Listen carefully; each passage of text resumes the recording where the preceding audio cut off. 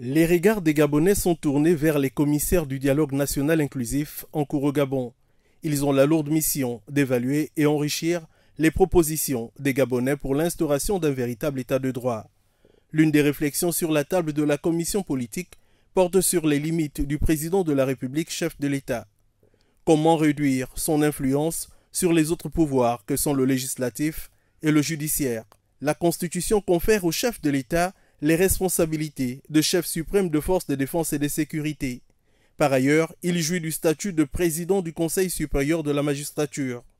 L'ensemble de ces pouvoirs ont longtemps été décriés au sein de la nation gabonaise. Joachim Bachi est responsable politique. Il a pris part à la dernière élection présidentielle controversée du 30 août au Gabon. C'est pourquoi lors de l'élection présidentielle 2023, j'avais insisté sur la nécessité de la séparation des pouvoirs. C'est-à-dire que le chef de l'État, de mon point de vue, ne doit plus être le président de la magistrature et encore moins le commandant en chef des forces de défense. Quoique cela peut être indiscutable.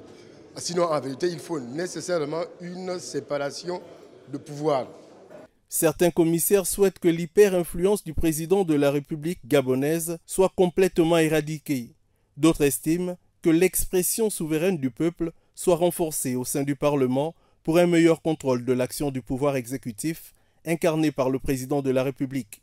Pascal Nkoulou participe au dialogue national en qualité de commissaire. Le tout est de savoir qu'est-ce qu'il y a comme élément de pouvoir si nous avions un régime présidentiel.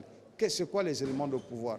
Quels vont être les centres puissants de décision? Je vous ai cité l'Assemblée nationale, je vous ai parlé du pouvoir judiciaire. Est-ce qu'il y a une interdépendance entre le pouvoir exécutif qu'incarne le président, mais le souhait à ce moment serait d'avoir un corps judiciaire totalement indépendant.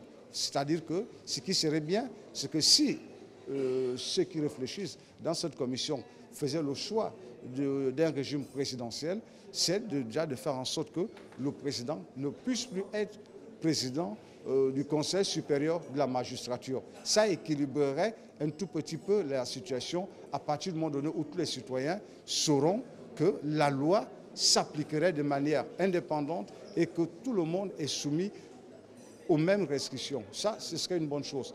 Le dialogue national inclusif au Gabon poursuit son cheminement avec son lot d'interrogations pour des solutions qui serviront à instaurer un véritable état de droit au Gabon.